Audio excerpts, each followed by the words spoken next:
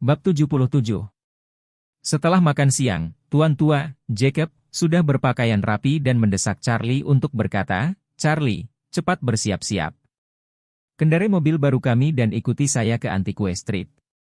Ada faskil resmi dinasti Thompson baru di toko, aku ingin melihatnya." Charlie tidak bisa membantu tetapi membujuk, "Ayah, kamu mulai bermain barang antik lagi sekarang? Kami tidak punya banyak uang di rumah. Bukankah terlalu boros untuk membeli barang antik?" Yakub tidak memiliki kemampuan untuk menghasilkan uang, tetapi dia memiliki banyak impian untuk menjadi kaya. Dia suka berbelanja di jalan antik saat tidak ada pekerjaan. Dia ingin mengambil kebocoran dalam mimpinya, tetapi dalam beberapa tahun terakhir, dia pada dasarnya telah ditipu. Itu berhenti untuk beberapa saat sebelumnya, tetapi dia tidak menyangka bahwa tidak hanya itu tidak sepenuhnya berhenti, tetapi juga dihidupkan kembali.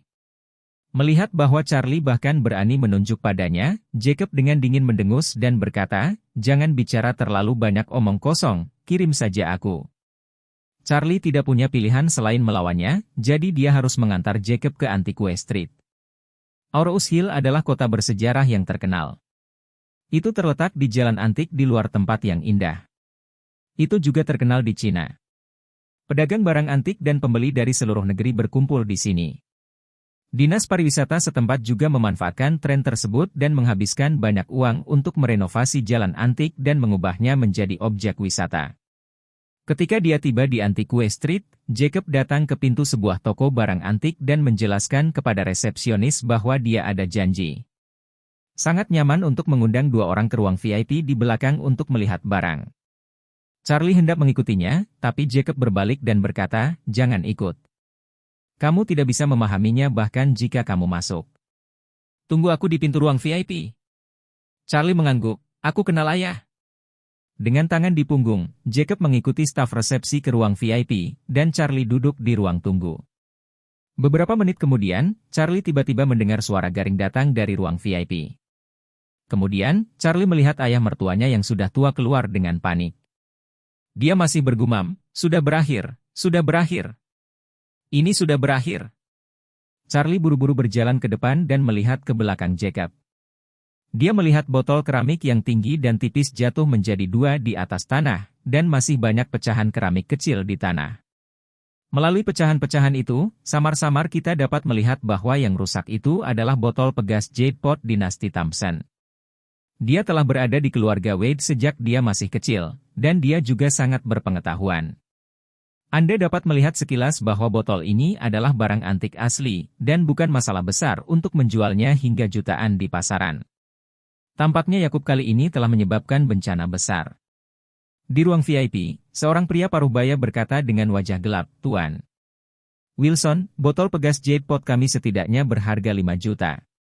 Sekarang Anda telah memecahkannya, Anda harus membayar harganya." Orang ini adalah Liang Yun, Menir Jikingtang. Jacob menepi Charlie, dan berkata dengan panik, "Ini menantu laki-laki saya yang kaya. Apakah Anda tahu berapa banyak yang dia miliki? Jangan katakan hanya 5 juta, bahkan 50 juta bukanlah apa-apa. Bukan apa-apa baginya untuk membayar sekaligus. Bicaralah padanya. Ada yang harus kulakukan, ayo pergi sekarang." Setelah itu, Jacob mendorong Charlie masuk, menoleh, dan berlari keluar. Charlie tampak tercengang, "Tuan tua ini terlalu tidak tahu malu. Ini rencana yang jelas untuk membiarkannya menjadi kambing hitam." Liang Yun memandang Charlie dan bertanya dengan dingin, "Tuan ini, total pukul 5.38 juta jatuh tempo. Apakah Anda menggesek kartu Anda atau mentransfer uang?" Charlie merentangkan tangannya, "Saya tidak punya uang." Dia tidak mampu membelinya tetapi ingin memberi pelajaran kepada guru tua sehingga dia tidak bisa datang ke Antique Street setiap hari. "Tidak ada uang." Liang Yun mengertakkan gigi, "Kamu menghancurkan barang paling berharga kami. Apakah kamu pikir kamu bisa pergi tanpa uang, hanya dengan menyembunyikan asetmu?" Charlie berkata tanpa daya, "Saya tidak ingin menyembunyikan apapun, tetapi saya benar-benar tidak punya uang. Selain itu, saya tidak menghancurkan botol Anda.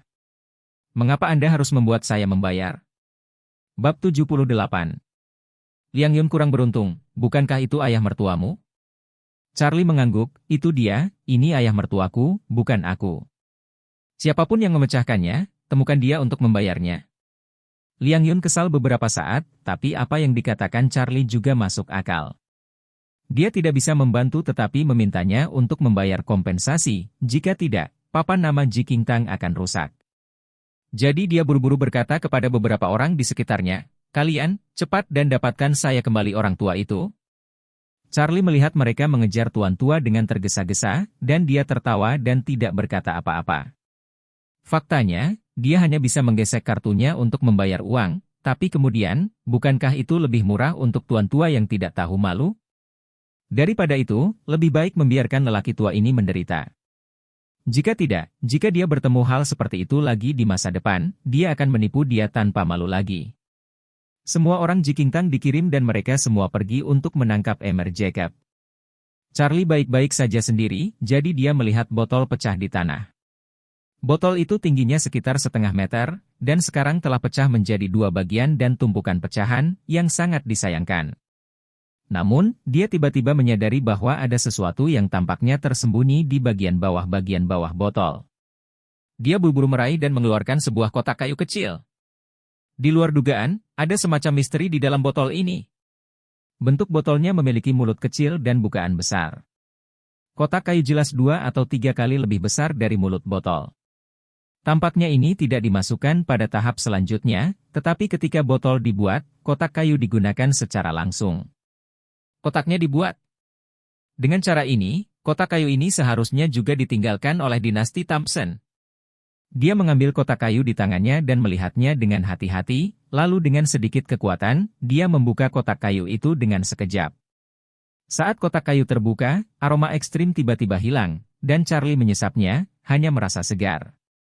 Lihat lebih dekat, di dalam kotak kayu itu, terdapat sebuah buku kuno yang tidak sebesar telapak tangan. Charlie mengambil buku kuno berukuran sangat saku ini dan melihat 4 karakter segel kuno tertulis di halaman judul Jiusuan Tianjing. Nama ini agak menarik, saya tidak tahu apa itu. Charlie membuka buku itu dan melihatnya. Yang pertama adalah teknik medis, yang mencatat sejumlah besar kasus dan metode pengobatan. Charlie sedikit mengernyit.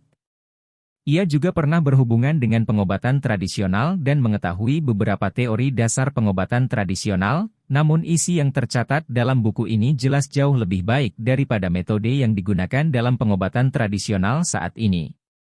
Beberapa metode diagnosis dan pengobatan belum pernah terdengar.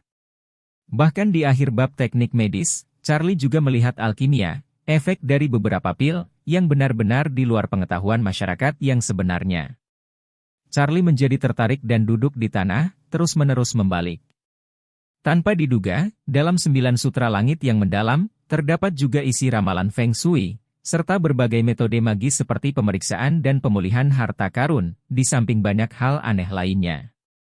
Charlie melihatnya lama sekali, hanya untuk merasakan bahwa setiap kata dalam buku itu menggali ke dalam pikirannya, hatinya seperti air mendidih. Ini adalah harta karun yang tiada tara.